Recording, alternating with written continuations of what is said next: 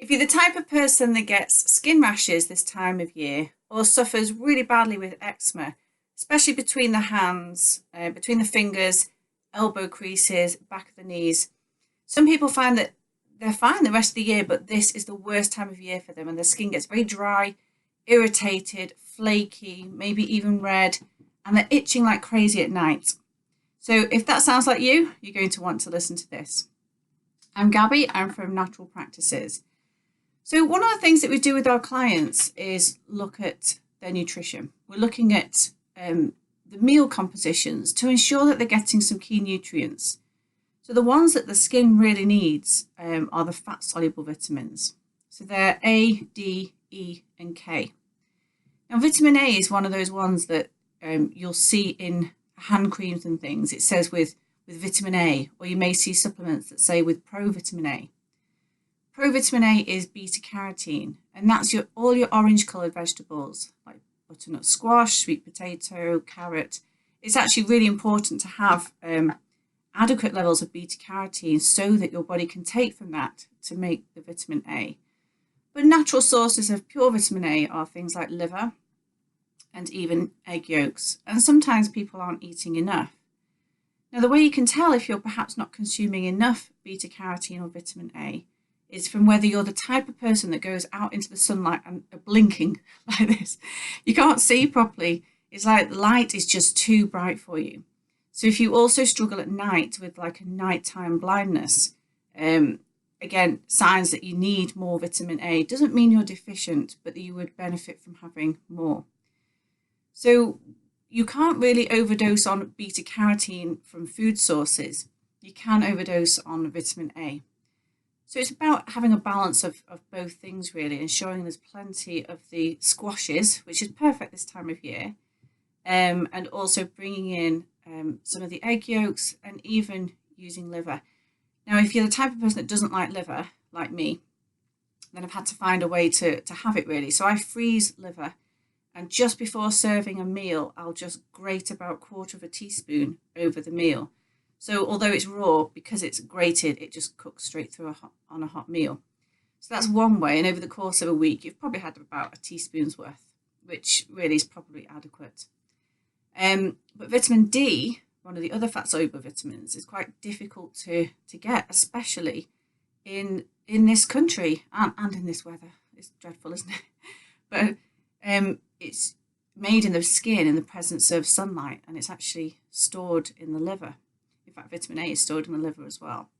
So really, this is probably one that you'd need to supplement. But I'm always quite wary of recommending this as a supplement without checking people's vitamin D levels. Now, doctors these days will rarely do it because they say everybody's deficient. But it's a question of by what degree is somebody deficient, because the actual reference levels are something like 50 to 150 nanomoles per litre. Well, if you're 50 or below, you're absolutely chronically deficient. You actually won't have enough vitamin D to create healthy hormones, to help your skin if you're getting eczema, to help your immune system, to help with bone health, and to help with mood. So there, the dose that we use is actually really quite high, but it's prescribed per person, so I won't go through those doses now. But it's worth having a pin prick test or a finger prick test. So you can order these online. You can order it from Birmingham City Assays or Medichecks or Thriver. They're about £25, but certainly worth doing. So we want levels at 120 nanomoles per litre if somebody is needing to heal something. On a regular basis, 70 to 80 is probably about right. The other fat-soluble vitamins are E and K. And E is from your avocados and all the oily types of foods, oily fish. Vitamin K is from green leafy vegetables, especially the fermented type like sauerkraut and kimchi, for example. So those fat solubles are important. And I mentioned that blinking in sunlight is one way of telling if you're perhaps not got enough vitamin A. But also, just here on the tops of the arms is another way of showing if you don't have enough fats. So your essential fatty acids are important to oil the skin from the inside out. So when people come to me, they're normally having to use steroid-based creams, the skin's very irritated and inflamed, or oil-based creams. And really, we want to use something that's going to nourish the body. So we don't really want mineral-based creams. We want vegetable-based ones, or even a little bit of coconut oil. Now you can have a hot condition and you can have a cold condition. So if somebody has very hot, weepy, angry eczema, you don't really want to use an oil-based cream, even coconut oil, because it's just going to keep the heat inside the body. So it needs to be more water-based, perhaps even a lotion. So lotions are mainly water-based and they do absorb very quickly, so you need to use them quite frequently. But oiling comes from the inside out. So if you're getting the bumps on the tops of the arms, we need to look more at having the oily types of fish. So think of the acronym SMASH, and it's salmon, mackerel, anchovy, sardine and herring. And they will help with the essential fatty acids. But by the time you're getting such dry skin, to be honest, you probably need to supplement as well. And the amount that people need is interesting. So if we're using a vegetable-based or seed-based product like Udo's oil, which is vegan, it's omega-3, 6 and 9, we need a tablespoon per 50 pounds of body weight. So your average 10 stone person is probably on about 2 tablespoons of oil a day. And if you think about the fact we have a one capsule, it's just not enough. Now, fish oils are used much easier by the body. It doesn't need converting in the same way that vegetable oils do. So we need less if it's fish oil.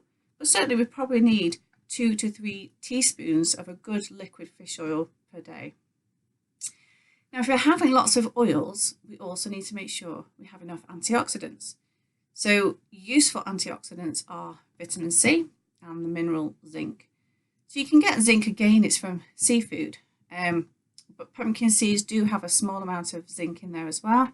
Or again, you could supplement. But if we're having high amounts of fats, they will actually kind of go rancid in the body if your body isn't able to utilize them effectively. So if you're upping your fats, you must use antioxidants. And vitamin C and zinc this time of year is perfect. It will help to stave off colds as well. The other thing to consider is food intolerances. So there could be something you're eating every day which isn't agreeing with you. So things that I've seen in practice, because we do test for food sensitivities, well, there's a few things. Dairy is probably the biggest. So dairy being cream, milk, yogurt. But gluten is another big one. Think of the word brow, barley, rye, oats and wheat.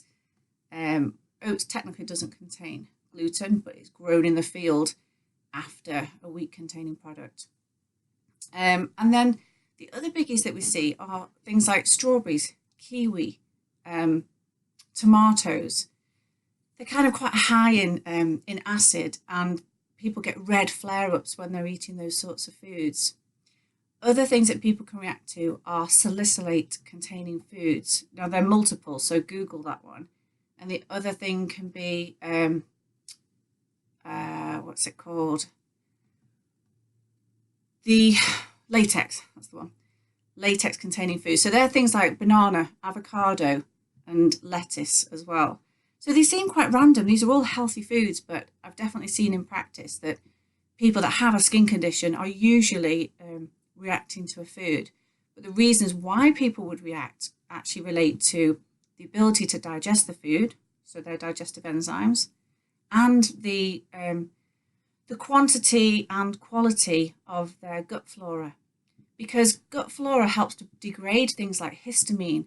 And often with really itchy skin, there's just all this buildup of histamine, which is why antihistamines can often be effective, but they're not the overall solution. So these are just general tips. These are things that I do find in practice can make a big difference. Really working with the fat content of meals, making sure there's enough antioxidants there, and then removing foods that you can be reacting to. So we do food intolerance testing along with many other types of tests using a personalised screening. If you're interested in exploring for yourself what could be causing this every time of year for you, or whether you're an eczema sufferer anyway, then do get in contact. So health@naturalpractices.co.uk. All the best. Bye.